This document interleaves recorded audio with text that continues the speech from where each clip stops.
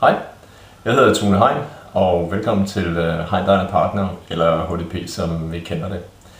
Jeg skal lige fortælle lidt om lederudviklingen, og hvad det er for nogle vinkler, vi giver på den sag, på den ydelse, og hvorfor det er, hvordan det bliver særligt at bedrive lederudvikling med HDP. Først og fremmest så tænker vi jo, at lederudvikling er noget helt centralt i en virksomhed. Ledelse er så vigtigt. Jeg arbejder på et tidspunkt sammen med Joel Stefano, som er professor på IMD, og han fortalte mig, at hans research havde vist, at han kunne korrelere 30% af en virksomheds performance kunne han korrelere til ledelse i den virksomhed. Så kvaliteten af ledelse er afgørende for en virksomheds resultater. Det er sindssygt vigtigt, og derfor bedriver de fleste selvfølgelig også lederudvikling. De fleste har lederudvikling i en eller anden form.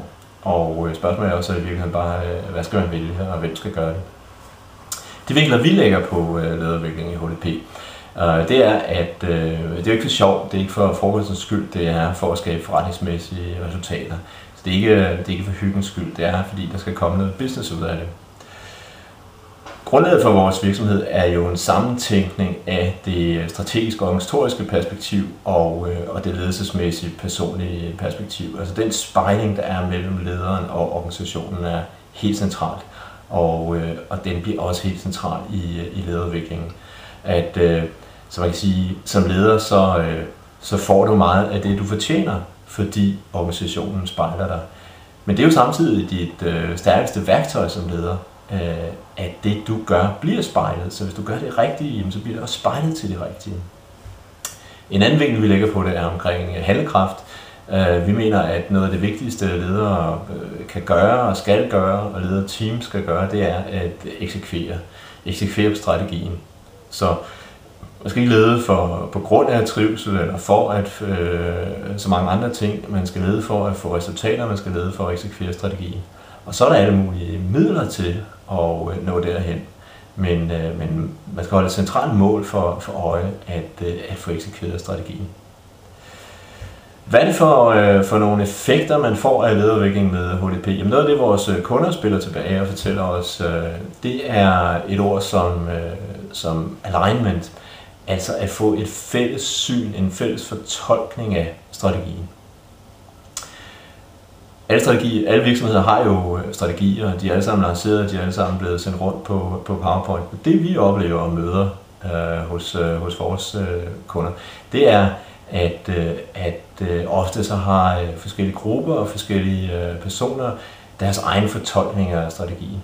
Og der er en enorm effekt, enorm kvalitet i at få ensartet de her syn og fortolkninger af strategien. Det udløser simpelthen nogle helt nye muligheder og unik energi i organisationen. Så det er vigtige effekter for ud af sin lederudvikling. Vi synes også, at samspil er noget centralt, så man får ledere teams i stedet for bare ledergrupper. Altså man får en ledelsesorganisation, hvor 2+2 er mere end 4, hvor man får det bedste frem i hinanden, i stedet for eksempel silotænkning, i stedet for intern konkurrence, i stedet for at holde informationer tilbage, og i stedet for at sidde på sin magt osv. At få løbet ud i den slags ting og få en mere professionel og mere sammenspillet tilgang til ledelsen. Det giver også tit meget store effekter. Det er så vigtigt, det er afgørende. På vores hjemmeside hd-p.dk, der kan du se mere omkring vores referencer og testimonials, hvad kunderne siger om det. Det er jo sådan, at vi har været heldige at vinde og drive nogle af de helt store lederudviklingsprojekter i Danmark over de sidste år. Så obligatorisk lederudvikling på Københavns Universitet, for eksempel Danmarks Radio, toplederprogram, en masse i store industrivirksomheder.